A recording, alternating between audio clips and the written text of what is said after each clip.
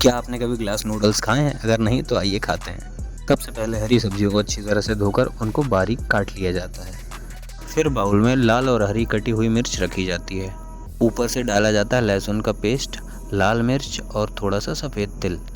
फिर smoked sauces को निकालकर इनको छोटे छोटे टुकड़ों में काट लिया जाता है ताकि इनका तेल और खुशबू बाहर आ सके।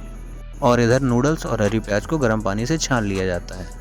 फिर इधर कटी हुई सब्जियों में मिलाया जाता है धनिया, सोया सॉस, काला सिरका, तिल का तेल, लाल मिर्च का तेल और स्वाद अनुसार नमक। इस पूरे पेस्ट को डाला जाता है पके हुए नूडल्स के ऊपर और अच्छी तरीके से मिक्स कर दिया जाता है।